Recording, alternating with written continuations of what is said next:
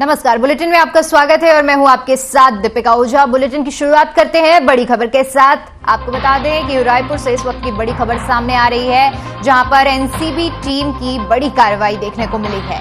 आपको बता दें कि नशीले मॉर्फिन पाउडर समेत 2 तस्कर गिरफ्तार किए गए हैं। इंदौर से आई एनसीबी की टीम ने दीप्ति रानी भारद्वाज, संदीप चंद्रकर को गिरफ्तार किया है। रायपुर एयरपोर्ट से दोनों की गिरफ्तारी की गई है। इंदौर से ही तस्करों को ट्रैक कर रही थी ये टीम, जिसके बाद एनसीबी की टीम ने ये बड़ी कार्रवाई करते हुए इन लोगों को पकड़ा है। साथ ही साथ बताते चले कि एनसीबी की टीम ने देवेंद्र नगर की पुलिस के हवाले इनको कर दिया गया है। तो बड़ी जानकारी आपके साथ साझा कर रहे हैं, जहां पर एनसीबी ने ये कार्रवाई करते हुए ड्रग तस्करों को गिरफ्तार किया है।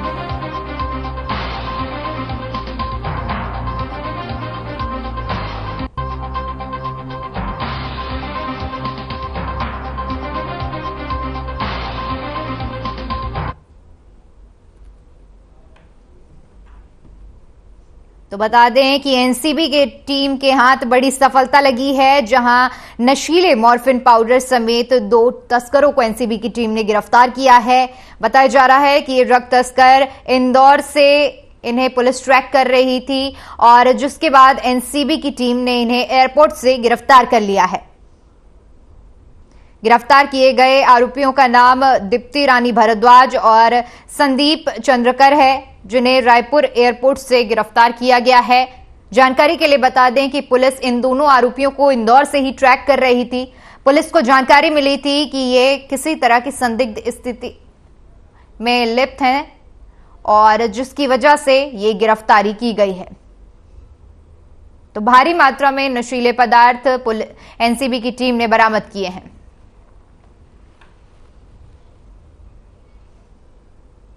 वहीं पूर्व मुख्यमंत्री डॉक्टर रमन सिंह ने प्रेस वार्ता का आयोजन किया। इस दौरान गुजरात में बीजेपी की शानदार जीत को लेकर खुशी जाहिर की। वहीं हिमाचल में कांग्रेस की जीत पर कहा कि बीजेपी में हार का अंतर केवल 1% है और कांग्रेस का सबसे खराब प्रदर्शन रहा है।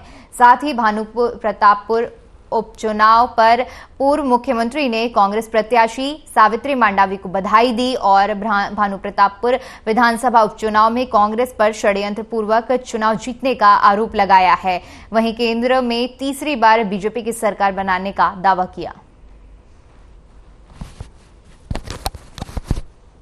तो आपको बता दें कि उपचुनाव को लेकर ये बड़ा बयान सामने आया है। साथ ही साथ आपको बता दें कि पूर्व मुख्यमंत्री डॉक्टर रमन सिंह ने प्रेस वार्ता कर गुजरात चुनाव में शानदार जीत का जो खुशी थी उसको लेकर अपने इस प्रेस वार्ता में खुशी जाहिर की है। इसके साथ ही साथ हिमाचल में कांग्रेस की जीत पर भी उन्होंने बयान देते हुए कहा है कि बीजेपी में हार का जो कांग्रेस और बीजेपी के बीच में जो अंतर था वो केवल 1% का है।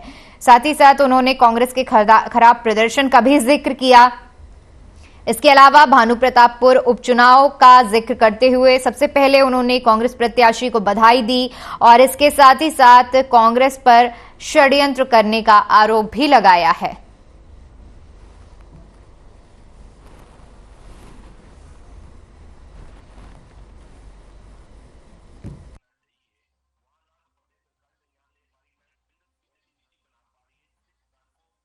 गुजरात, हिमाचल प्रदेश और भानु प्रतापपुर के नतीजे आ गए। गुजरात में भारतीय जनता पार्टी ने ऐतिहासिक जीत हासिल की। 27 साल के बाद आने वाले 5 साल के लिए करीब 27 और 32 साल का एक कीर्तिमान स्थापित हुआ, जिसमें भारतीय जनता पार्टी लगातार एक दल की सरकार हो, लगातार एक मुद्दे पर चुनाव जीतते आ रहे हैं, विकास विकास और विकास। मोदी जी के नाम से डेवलपमेंट की बात को लेकर ऐतिहासिक विजय हासिल की। 156 सीट जीते हैं, 52.5% वोट शेयर हुआ है और आज तक के इतिहास का सर्वाधिक विधानसभा में विजय हासिल मिली है। मोदी जी को बधाई, वहाँ के मुख्यमंत्री जी को बधाई और सभी कार्यकर्ताओं की ताकत और मेहनत की वजह से ऐतिहासिक जीत मिला। कांग्रेस का ये आज तक का सबसे खराब प्रदर्शन माना जाएगा, जो लगातार चुनाव में गिरता ही जा रहा है। हिमाचल प्रदेश का चुनाव का रिजल्ट आया, कांग्रेस की जीत हुई, मगर वोटों का प्रतिशत 0.9% ही रहा। 1% के अंतर में 10 सीटों का हेरफेर हुआ और कहीं न कहीं माना जाता है कि 5 साल की सरकार एनडीए गवर्नमेंट से ही रहा तो उसका असर हुआ। 1% वोट से हम पीछे रहे और वहाँ पे कांग्रेस की सरकार बनी। भानु प्रतापपुर उपचुनाव के लिए सबसे पहले मैं श्रीमती सावित्री मंडावी जी को बहुत बहुत बधाई देता हूँ कि वो चुनाव जीत गई हैं। भाजपा के कार्यकर्ताओं ने इस उपचुनाव में सबने मेहनत किया और वोटों का प्रतिशत भी बढ़ाया। कांग्रेस ने षड्यंत्र करके ब्रह्मानंद नेताओं हमारे प्रत्याशी के खिलाफ 3 साल पुराने षड्यंत्रपूर्वक एक मामले को एक्ट के अनुसार कार्रवाई करने का प्रोपेगेंडा भी किया, प्रचार भी किया, न्यायालय से उनको रिलीफ भी मिला, मगर ये कांग्रेस का षड्यंत्र था और जिसकी वजह से भारतीय जनता पार्टी चुनाव में पीछे रही। हर चुनाव में देखिए आप पिछले 3-4 चुनाव का देखेंगे तो कोई न कोई तीसरा फैक्टर सामने खुलकर सामने चुनाव के सामने आता है। कभी मुकेश जी का फैक्टर, कभी योगी का फैक्टर, कभी बसपा और गोवाना का फैक्टर, और इस चुनाव में शायद 2023 की चुनाव में एक असर दिखेगा और शायद कितने मजबूती से चुनाव लड़ेंगे, ये तीसरी शक्ति के रूप में अपनी शक्ति का एहसास बीजेपी फायदा देखती है इन सब फायदा नुकसान के दृष्टि से हम नहीं सोचते, हमको मेहनत करना पड़ता। प्रभारी समानता प्रभारी बदले नहीं है, प्रभारियों को अतिरिक्त जवाबदारी दी हुई है और ये समय समय पर अलग अलग हमारे संगठन में काम करने वाले संगठन मंत्रियों का दायित्व रहता है। अब चुनाव नजदीक आया है तो अब सभी मिलकर तेजी से काम करें। सर ये हाथी उपचुनाव तो उपचुनाव होता है और उपचुनाव स्थानीय मुद्दों पर लड़ा जाता है, कोई प्रदेश के मुद्दों पर नहीं लड़ा गया। और इसलिए 23 का चुनाव हो या 24 का चुनाव हो, संगठन के दम पे लड़ा जाएगा। और 23 के चुनाव के गुजरात के चुनाव के बाद ये तय हो गया 2024 में प्रधानमंत्री नरेंद्र मोदी तीसरी बार फिर से देश के प्रधानमंत्री बनने वाले हैं। ये अब हिंदुस्तान में हर व्यक्ति बोलने लगा कि जो मोदी जी की लोकप्रियता का ग्राफ है वो प्रधानमंत्री बनाएगा और अन्य राज्यों में भी मदद मिलेगी। शासित प्रदेश में ईडी का ही कार्रवाई क्यों होता है? जहाँ जहाँ करप्शन है वहाँ वहाँ ईडी जाएगा, जहाँ गुड़ है वहीं मक्खी आएगी। यहाँ सबसे ज्यादा करप्शन है, इसलिए आई है नहीं, स्थायी रूप से बैठी हुई है। अभी तो कार्रवाई शुरुआत हुई है, आगे आगे देखिए कोई बच नहीं पाएगा।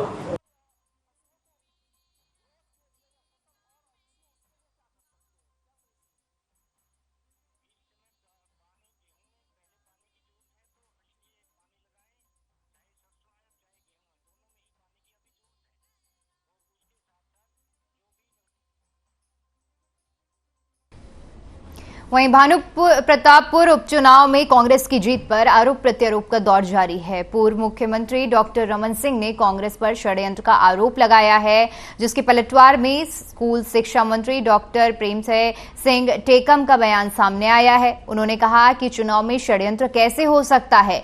सीएम भूपेश बघेल की सरकार बनने के बाद 5 उपचुनाव हुए, 5 में भारी बहुमत से कांग्रेस पार्टी की जीत हुई।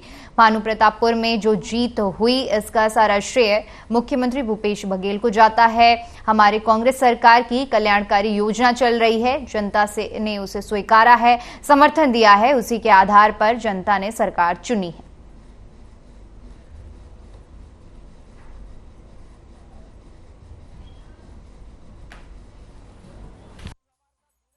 अभी चुनाव में क्या षड्यंत्र भाई? चुनाव यहाँ छत्तीसगढ़ बनने चुनाव के बाद भूपेश बघेल की सरकार बनने के बाद 5 उपचुनाव हुए और 5 में हम लोग जीते हैं। भारी बहुमत से कांग्रेस पार्टी जीती है। भानु प्रतापपुर में जो जीत 21,000 से ऊपर की जीत हुई है, इसका सारा श्रेय हमारे प्रदेश के मुख्य आदरणीय भूपेश बघेल को जाता है। वहीं इस वक्त की बड़ी खबर रायपुर से सामने आ रही है। आपको बता दें कि सद्दू BSUP कॉलोनी से एक बच्ची लापता हो गई है। बच्चे की उम्र 8 साल बताई जा रही है, जो कि बुधवार शाम से लापता बताई जा रही है। बच्ची का नाम दुर्गा यादव है। घर के बाहर से खेलते वक्त बच्ची लापता हुई थी, जिसका अभी तक कोई पता नहीं चल पाया है। मां बाप ने पुलिस की कार्यप्रणाली पर सवाल उठाए हैं। FIR के बाद भी पूछताछ के लिए पुलिस अब तक नहीं पहुंची है, ऐसा आरोप मां बाप की तरफ से लगाया गया है। तो आपको बता दें कि 8 साल की मासूम बीते बुधवार से लापता है और परिजनों का आरोप है कि पुलिस की तरफ से कोई भी कार्रवाई नहीं की जा रही है, ना ही अब तक बयान लिया गया है और ना ही पुलिस अब तक परिजनों के पास पहुंची है। तो बड़ी जानकारी आपके साथ साझा कर रहे हैं, जहां 8 साल की बच्ची लापता है और पुलिस इस मामले में कोई सुध नहीं ले रही है।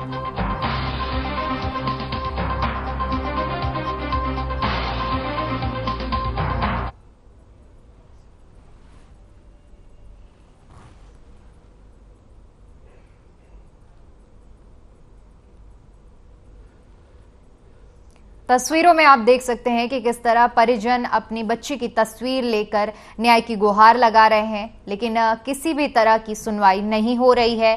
पुलिस की तरफ से अब तक कोई भी जांच पड़ताल नहीं की गई है।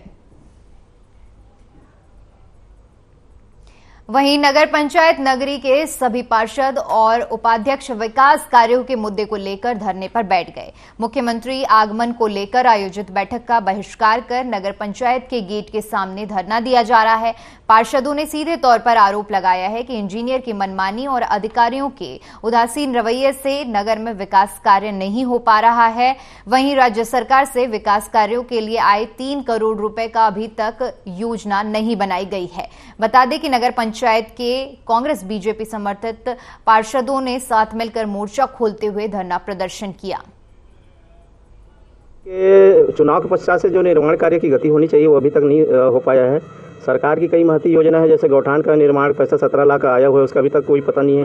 भूपेश सरकार ने 3 करोड़ रुपया नगर के सड़कों के निर्माण के लिए दिया, उसका आज तक पता नहीं है, उसका निर्माण अभी शुरू नहीं हो पाया है। पूछने पर बताया जाता है कि सब प्रक्रिया पे है। आज जब CM साहब का नगरीय क्षेत्र में दौरा होने वाला है, तब बैठक रख करके हम सभी को शिकायत ना हो ऐसा करके एक आज बैठक का आयोजन किया गया, जिसका हम लोग बहिष्कार करके आज यहाँ पे धरना प्रदर्शन कर रहे हैं।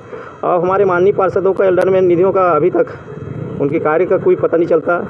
कुल मिला के कार्य यहाँ पे चरमराया हुआ है। जो है इंजीनियर के कारण से, इंजीनियर 365 दिन में लगभग वो 100 दिन रहता होगा, बाकी दिन गायब रहते हैं। वो अपने मन की मर्जी के हिसाब से ऑफिस आता है, जाता है, अब जिसका काम करना रहेगा उसका करता है, और जनप्रतिनिधियों का तो वो सुनता ही नहीं है।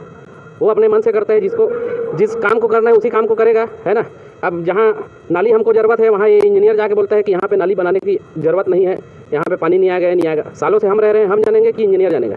इंजीनियर अभी आया है, अब वो बताता है कि यहाँ पानी नहीं जाएगा। जानकारी अभी पता चला है, अब जैसे ही जानकारी मिला है आप लोग के माध्यम से और जनप्रतिनिधि के माध्यम से उसकी जाँच कराएंगे सभी तक। ऐसा कोई शिकायत हमें प्राप्त नहीं हुआ गुणवत्ताहीन कार्यों के बारे में। जैसे ही शिकायत मिलेगी उसकी जांच जरूर कराएंगे। निरीक्षण इंजीनियर के द्वारा किया जाता है, मैं भी कभी कभी निरीक्षण में जाता हूँ, मैं भी चेक करता हूँ। ऐसा अभी तक शिकायत प्राप्त नहीं हुआ है। जिस दिन शिकायत मिलेगी उसकी जांच जरूर कराएंगे। नहीं, वो टेंडर प्रक्रियाधीन है, अभी टेंडर जैसे ही होगा उससे कार्य प्रारंभ होगा।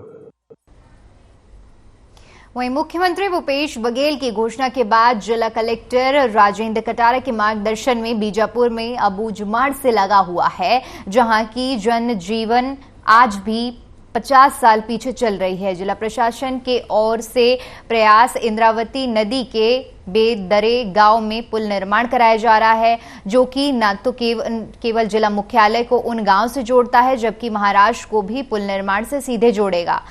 पुनर्निर्माण जिला कलेक्टर ने जल्द से जल्द इस कार्य को करने के आदेश दिए हैं। बता दें कि बरसात के समय से ये पूरा गांव टापू में तब्दील हो जाता है। ऐसे में अगर ये पुल निर्माण कार्य जल्दी हो जाता है तो न केवल जिला मुख्यालय बल्कि बहुत से आवश्यकताओं के लिए ग्रामीणों को सुविधा मिलेगी।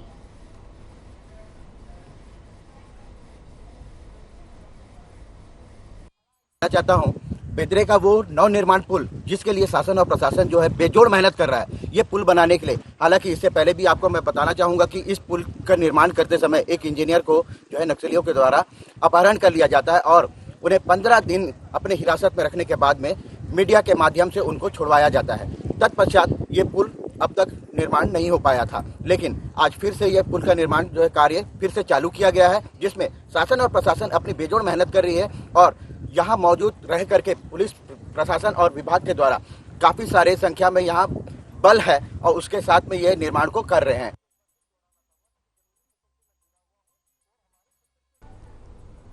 वहीं मुख्यमंत्री भूपेश बघेल ने भानु प्रतापपुर की जनता और मतदाताओं को बधाई दी। सीएम ने कहा कि रमन सिंह जी मुझे कभी मुसवा बिल्लाई कहते रहे और असली भगवा जनता है और जनता ने अपना फैसला सुना दिया है। मुख्यमंत्री ने कहा कि भानु प्रतापपुर में वोटिंग परसेंट की बात की जाए तो पिछले चुनाव में जोगी और आप खड़े थे, लेकिन इस बार दोनों ही नहीं थे। सर्व आदिवासी समाज का कोई वोट नहीं मिला है। जो दूसरे दल को वोट देना चाह रहे थे वो निर्दलियों को मिला है। हिमाचल चुनाव में कांग्रेस के बहुमत पर मुख्यमंत्री ने कहा कि हिमाचल में बड़ी जीत हुई है, वहां की जनता का धन्यवाद। खड़गे जी के अध्यक्ष बनने के बाद यह पहली जीत है। यह लड़ाई कांग्रेस की जीत है, कार्यकर्ताओं की जीत है। वहां पर प्रियंका जी जो 10 गारंटी लाई थी उसका दम दिखा है। प्रियंका जी की गारंटी जनता का मन बदल चुकी है।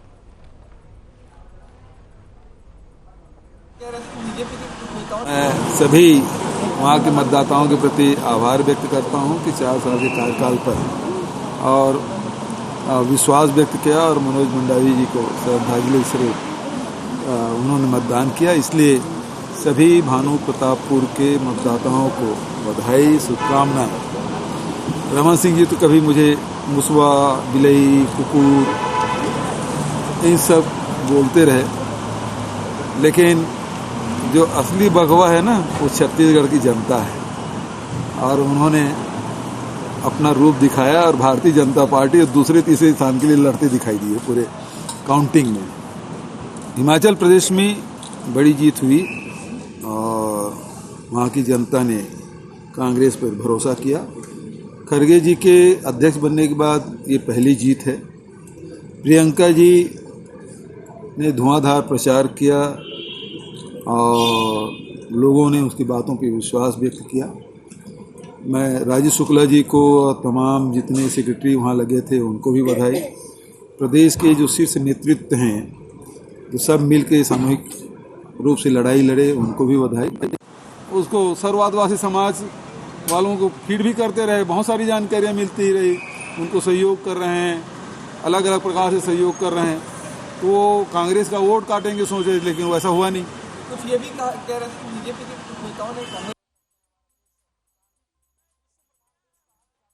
उसको सर्व आदिवासी समाज वालों को फीड भी करते रहे, बहुत सारी जानकारियाँ मिलती रही, उनको सहयोग कर रहे हैं, अलग अलग प्रकार से सहयोग कर रहे हैं। तो वो कांग्रेस का वोट काटेंगे। वहीं कांग्रेस प्रत्याशी सावित्री मंडावी ने कांग्रेस कार्यकर्ताओं के साथ जीत का जश्न मनाया, साथ ही मतदाताओं का आभार भी व्यक्त किया।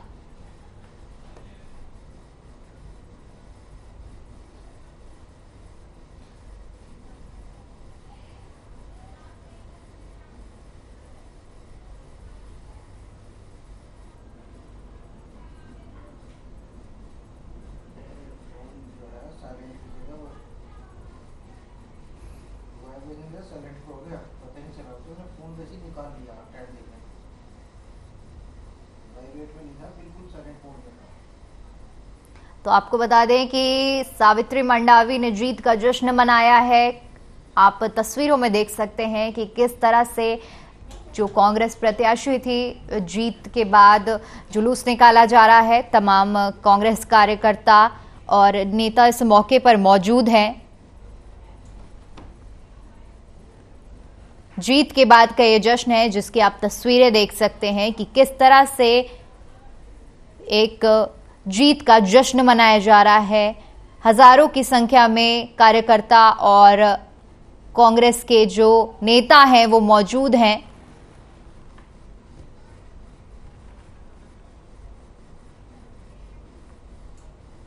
चलिए फिलहाल के लिए इतना ही। खबरों के लिए बने रहिए हमारे साथ। नमस्कार।